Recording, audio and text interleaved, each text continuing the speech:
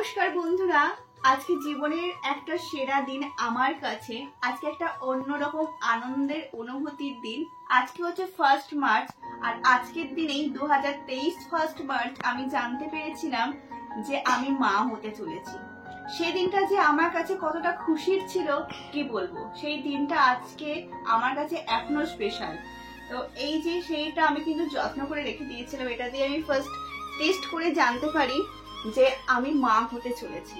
আর আজকে দেখুন আমার পুচকু সোনা আমার কোলে। তো সত্যি দেখতে দেখতে কিরকম দিনগুলো কেটে গেল।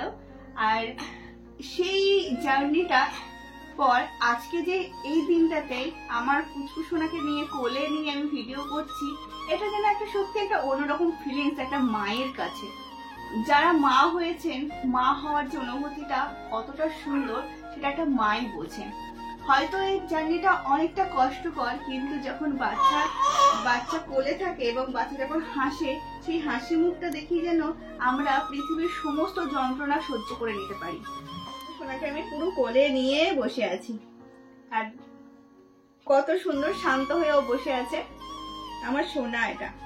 এটা আমার লক্ষ্মী, সত্যি আমার ঘরে লক্ষ্মী এসেছে।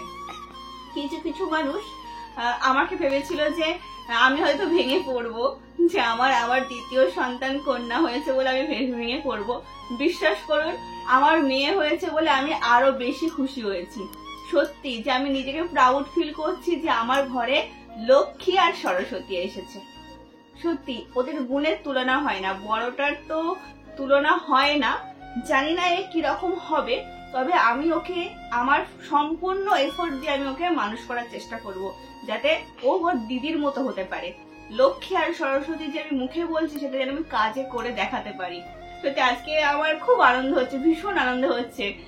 কি বলবো, যে এই দেখতে দেখতে একটা বছর হয়ে গেল, যে আগের বছরে আমি জানতামই না।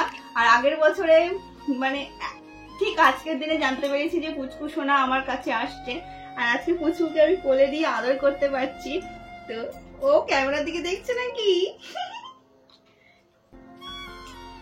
সত্যি আমার সোনা, এটা আমার সোনটা মনা, এটা আমার পুচু চোনা, এটা আমার পুচু চোনা।